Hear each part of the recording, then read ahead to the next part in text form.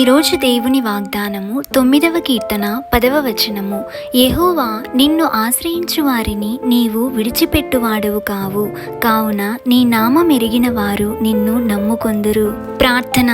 పరిశుద్ధుడవైన దేవా, కృపగల తండ్రి, మీ పాదములకు లెక్కలేని స్తోత్రములు చెల్లిస్తున్నాం ప్రభువా. అవును తండ్రి, నిన్ను ఆశ్రయించు వారిని నీవు ఎన్నడూ విడిచిపెట్టువాడవు కాదు తండ్రి. మా శ్రమలలో బాధలలో మనుషులను ఆశ్రయిస్తూ ఉంటాము ప్రభువా. ఎన్నోసార్లు మిమ్మల్ని విడిచి దూరంగా వెళ్తుంటాము. మా పాపాలకు మా తప్పులకు కూడా మిమ్మల్ని విడిచిపెట్టే వారముగా ఉంటాము తండ్రి. మమ్మల్ని క్షమించండి. కానీ మీరు మాత్రం ఒక్క క్షణం కూడా మమ్మల్ని విడిచిపెట్టే దేవుడవు కాదు.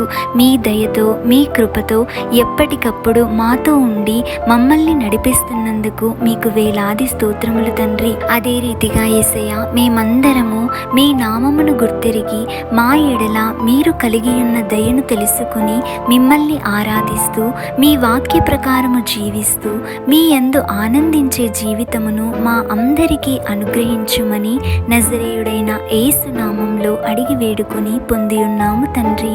ఆమేన్.